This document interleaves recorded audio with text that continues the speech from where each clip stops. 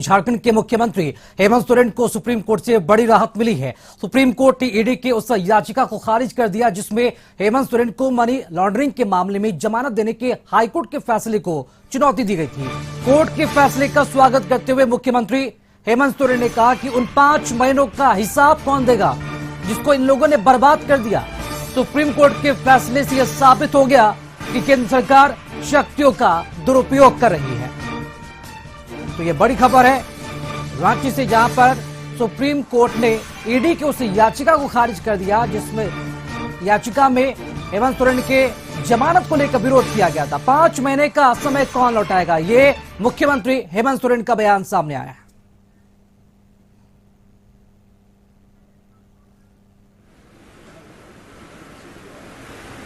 लांछन लगे और मेरे कीमती वक्त का भी इन लोगों ने जाया किया। आज सदन से मुझे इतने वक्त आ रहे हैं निकलने में, तो आपने देखा होगा कि कितने लोग मुलाकात करने के लिए राज्य के अलग अलग कोने से अपनी आवश्यकताओं को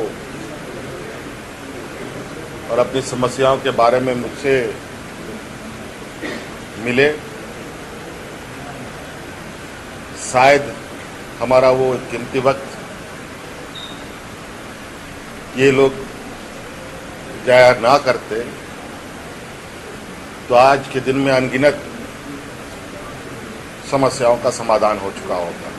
देखिए, मैं आपको यही कहना चाहूंगी कि सत्य की जीत हुई है, लेकिन मेरा सवाल यही रहेगा कि हेमंत जी के 5 महीने कौन वापस ला के देगा।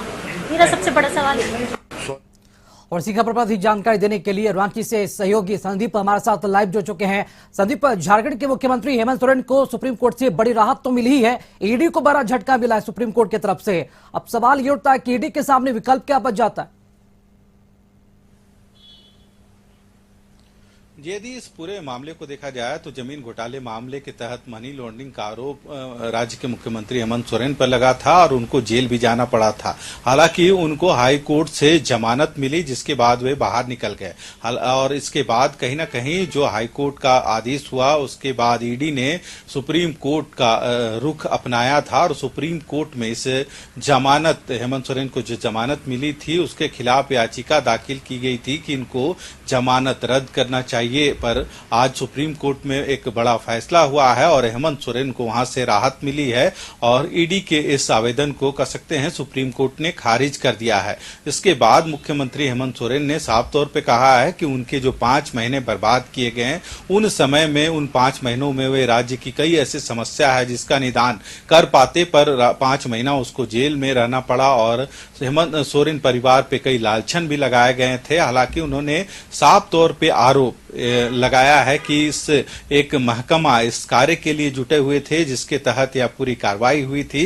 वहीं हेमंत सोरेन की धर्मपत्नी कल्पना सोरेन जो गांडे की विधायक हैं उन्होंने भी यह सवाल खड़े किए हैं कि जो सत्य की आखिरकार जीत हुई है, पर जो 5 महीने हेमंत सोरेन के बर्बाद हुए हैं उसका जवाब कौन देगा, उन 5 महीनों का हिसाब कौन देगा। तो कह सकते हैं हेमंत सोरेन को एक बड़ी राहत सुप्रीम कोर्ट से मिली है और ईडी के द्वारा जो जमानत रद्द करने की आवेदन सुप्रीम कोर्ट में दिया गया था, ईडी को सुप्रीम कोर्ट की तरफ से झटका मिला। ईडी अब क्या करती है? बहुत शुक्रिया संदीप खबर पर जानकारी देने के लिए आपका।